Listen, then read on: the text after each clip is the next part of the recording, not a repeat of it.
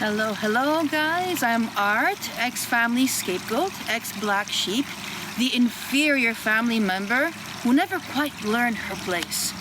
The one with a wild imagination, supposedly full of delusions and inventions, right? And of course, the one who should just take a bunch of pills and come back to my ex-family when I feel nice and numb so that I can take more abuse, yeah? And every single one of those truths was actually handed to me by the very people who claim they love me. Isn't that kind of interesting? People who pulled the "we are family" card whenever I reacted as any human would to being consistently attacked. But hey, apparently that's irrelevant in the bigger picture, or so they tell all of us scapegoats. Let's be real for a second. Being the scapegoat means being served a very twisted version of love. A version where love walks hand in hand with rejection, criticism, abuse, invalidation. Over time, love gets so twisted that, that the fear and the pain become a part of this love experience. And we begin to think that the very things that keep hurting us are a part of love. It's what love is supposed to be, because that's what they teach us. They teach us that love and pain and fear are all mushed into one nice package. And so that's why today I want to talk to you guys about separating fear-based attachment from authentic love. Because learning the difference is one of the key ways to healing after scapegoating. When we've been scapegoated, we learn to anticipate criticism, anger, disappointment, mood swings, chaos before it even happens. We learn to scan the environment, reading people's body language, tones, trying to predict what will keep us safe. And over time, our brain will start linking this constant alertness, this hypervigilance, not with survival, but just as a normal part of every relationship. We start thinking, if I'm careful enough, if I anticipate the other person's moods, I'll be loved. If I tiptoe enough, I'll be loved. If I stick around, I'll be loved. But that's not love. That's fear disguised as care. Think about it. Maybe you're on a date, or in a relationship. And instead of resting, relaxing, just, being yourself, you're always wondering, did I say something wrong? Did I mess this up? You overanalyze everything that you say, the look they gave you, every pause in the conversation, their body language. And you catch yourself, when you come home at night, you rethink everything that happened and you're like, okay, maybe I shouldn't have said that. Maybe that was stupid of me. Maybe this, maybe that, right? Maybe they think something negative of me. Did I embarrass myself? And that's our childhood survival instinct sneaking into our adult relationships. And aside from this hypervigilance, there's also this fear of abandonment that masquerades as love, because when you're scapegoated, your nervous system gets wired to avoid rejection at all costs. And this is something that you become conditioned to do, from all the silent treatments that you got, from all the invalidation, all the criticism, all the verbal abuse, and other abuses that you've been through and that you endured as a child and a teen, and even as you grew up. Over time, the relief you feel from not being abandoned starts to feel like love itself. So you start thinking, I must really be loved because that person didn't leave me yet. And so maybe you find yourself tolerating behavior logically is bad or abusive, ignoring red flags, bending over backwards for people.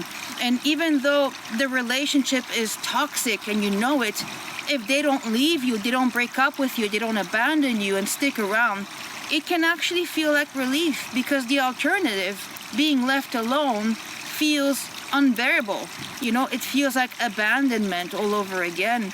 And that fear of abandonment takes over. But again, that's not love. And it's basically a survival response. Once again, your brain is saying, okay, phew, they didn't abandon me, I'm safe for now. But that's not love, okay? This is your conditioning. And there's also the problem of your programming in regards to conditional love. The love during your upbringing with a narcissistic parent came with so many strings attached, and this is what you've grown used to. You had to be a certain way to be accepted, and some of us, even though we did try to do that, we still didn't get accepted. But we had to have a certain style. We had to have a certain facial expression. We couldn't, explore our own inner world to be accepted because our own inner world was constantly rejected. We had to walk on eggshells all the time. We had to fawn correctly in order to be accepted. And we definitely had to, sacrifice our own wants, our own needs, for affection and acceptance in the family. And if we didn't do those things, we were unlovable. And we deserved, all the punishments and everything toxic that came our way. Again, this is the love that we've been conditioned to accept in our life. We learned early on that our worth just wasn't enough, and that love has to be earned.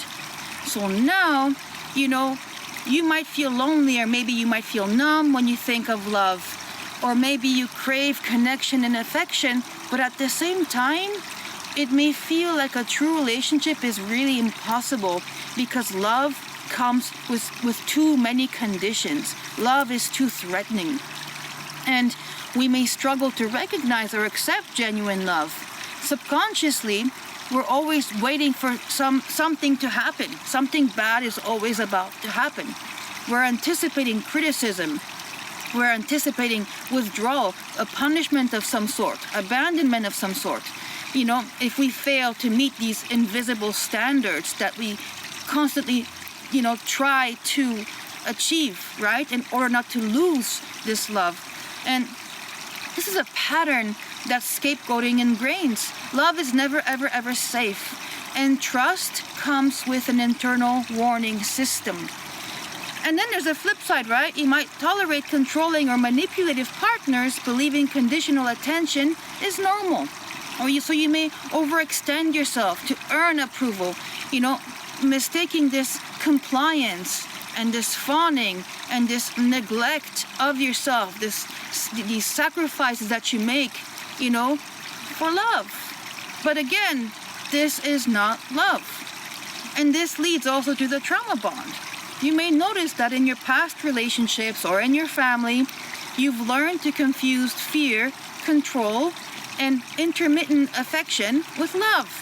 This is the trauma bond at work, because the person who hurt you also gave you moments of care and approval, and attention every once in a while.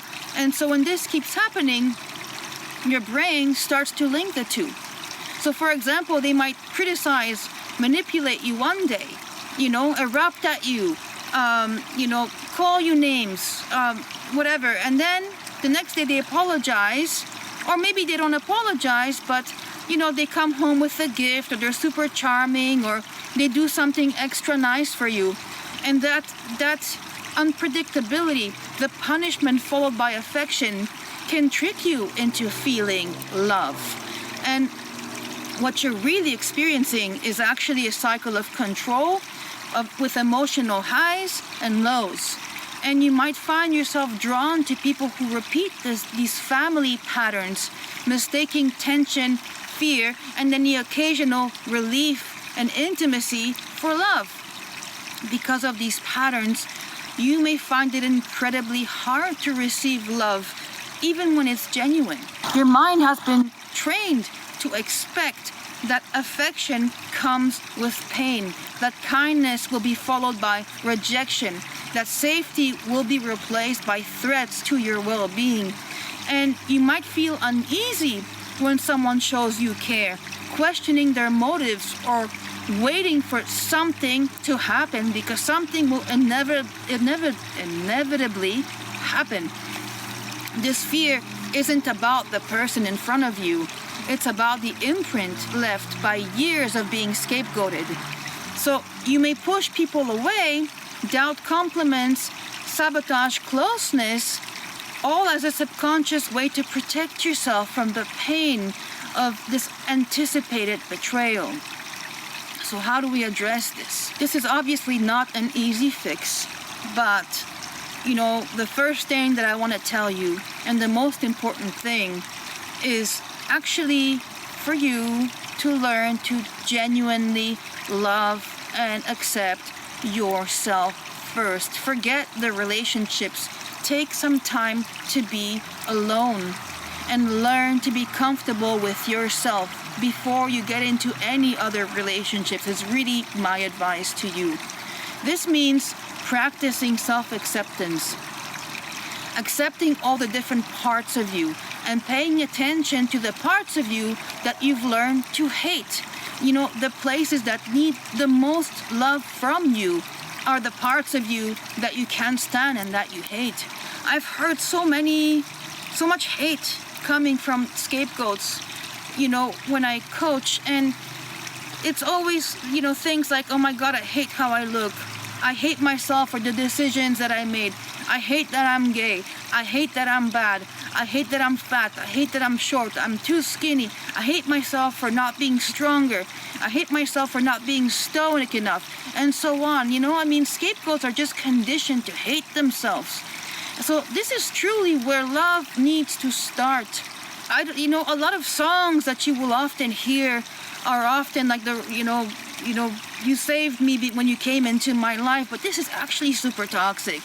Like, no one is gonna save any of us. We really have to save ourselves. We really have to look in the mirror and say, I love myself, I trust myself, and mean it. And this self-love, it doesn't have to start with big moves. It's the small little things that you do for yourself that build your sense of self-love and safety. You open the fridge or the cupboard or whatever, and there's a bag of chips, and there's like a yogurt or blueberries, Why not show yourself some love by choosing the option that actually nourishes your body? Or maybe letting yourself take like a hot shower without rushing, lighting a candle while you do it. Maybe you pick up your favorite book and read a little bit instead of doom scrolling on your phone. Or you put a piece of music that makes you feel calm and makes you feel good.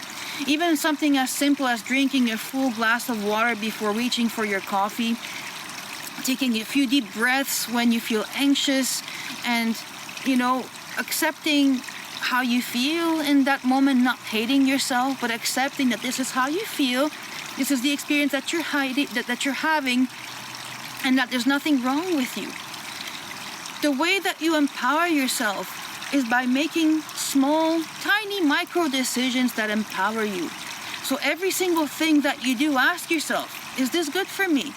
Is this gonna make me stronger, or is this gonna make me weaker?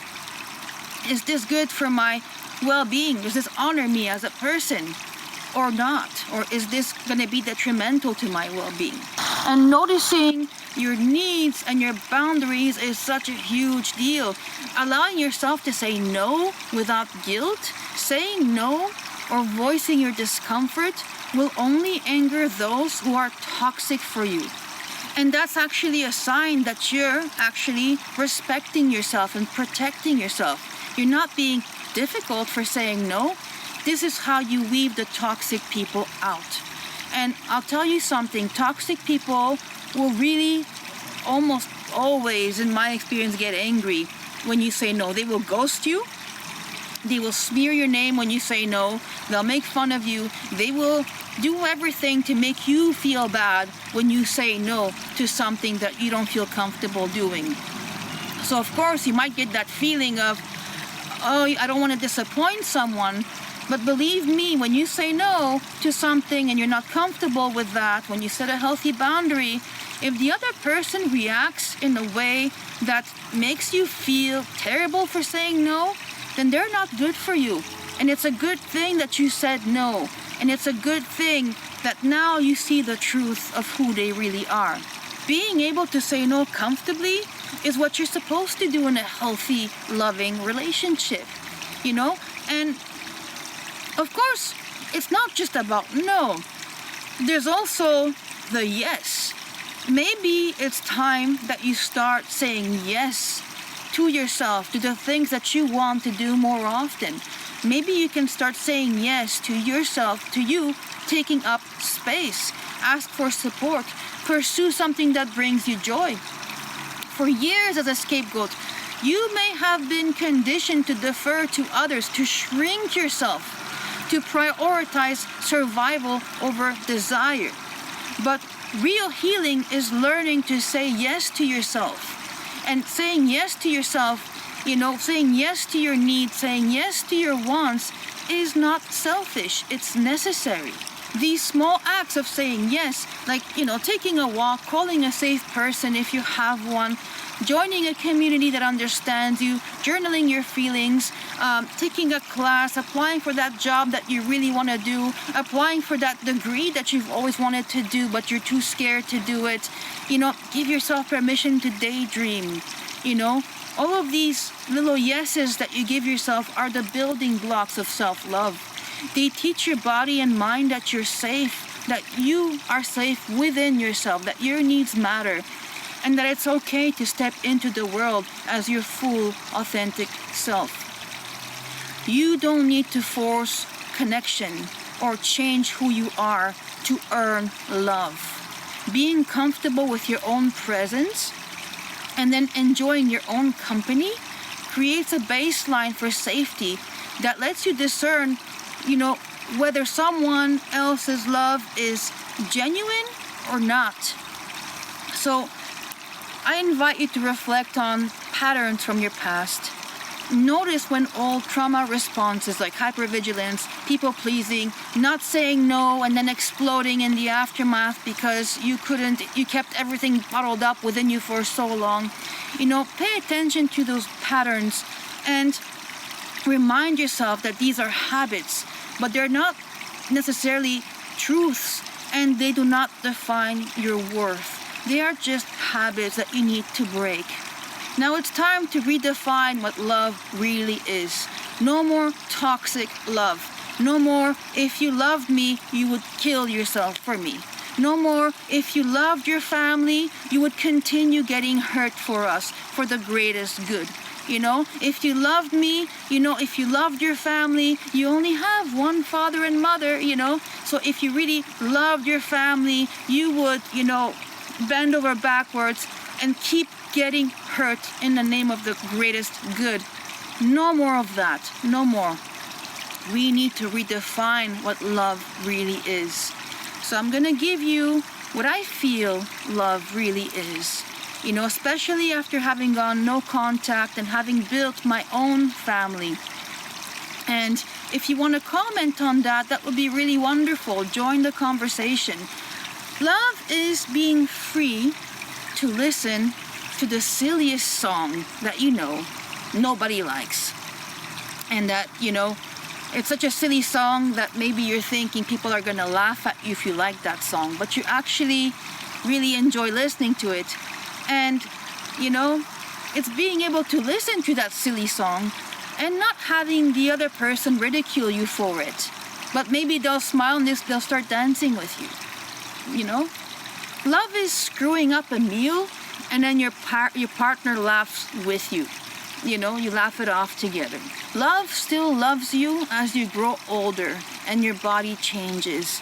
And they will tell you that you're beautiful when you've just woken up and you're having coffee in your pajamas.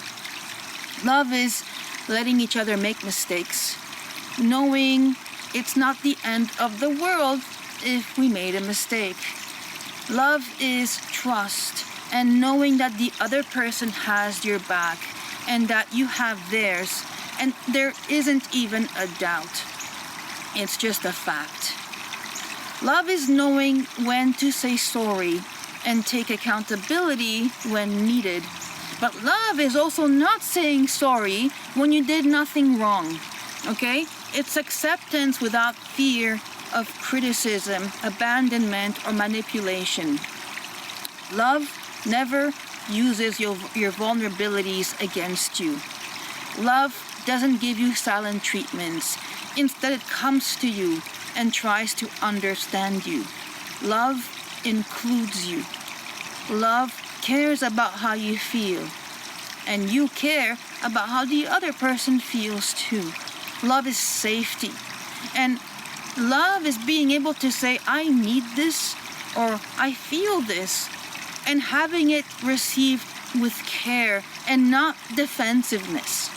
Love is pursuing your dreams while they walk side by side with you, not dictating your steps or changing your dreams for you, but just walking beside you and supporting you. Love is expressing who you are freely without apologies. Love is not a transaction. It's not conditional. It's not a performance. It's the safety to grow, to make mistakes, to change your mind, and still be seen and valued when you say no.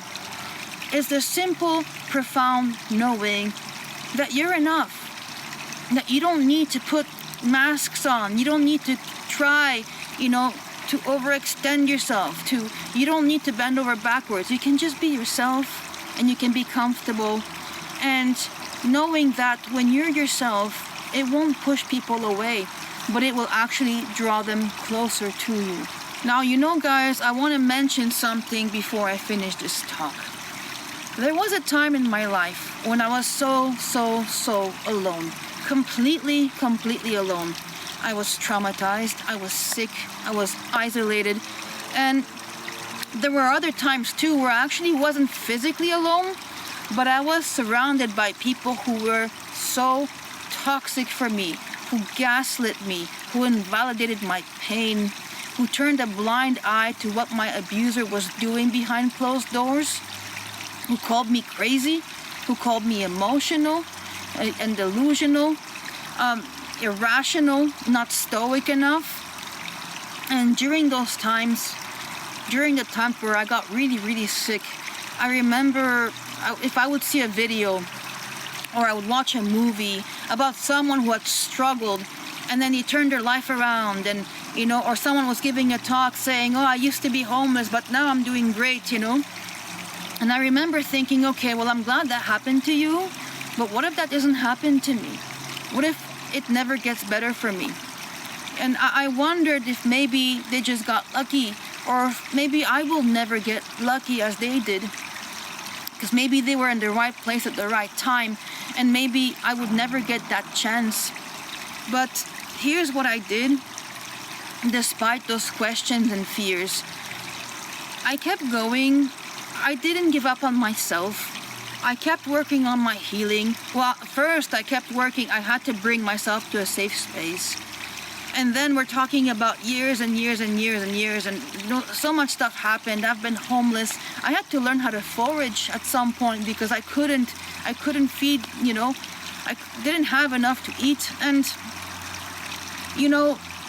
I couch surfed, I think, the majority of my life, from teenagehood until young adulthood, mid-20s even.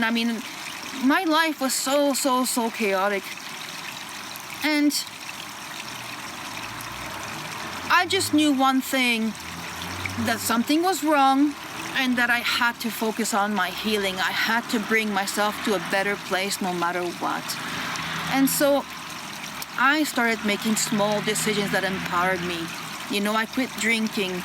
I started working out. Even though I was alone doing it, I created a schedule for myself, and I started really honoring myself and my schedule. I started to work on my personal development. I started learning stuff, taking classes. I started eating better and drinking water. And of course, doing all those things is not going to heal you magically, because it takes a lot of years, But these are the beginning steps. This is how you begin, is by making decisions that empower you and not weaken you. And slowly over time, those small decisions start to accumulate.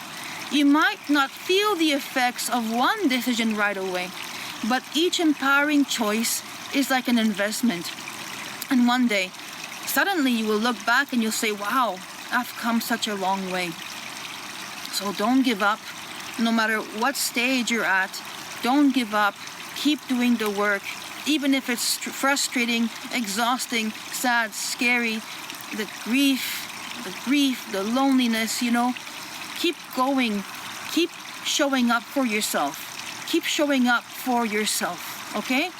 That's what you need to focus on, is keep showing up for yourself. Learn to love and trust yourself. You deserve to give yourself that chance. You are worthy of fighting for yourself, of standing up for yourself, for your own healing, and believing in your own healing journey. So I hope this helped you a little bit. And remember, I love myself, I trust myself, and I'll see you soon.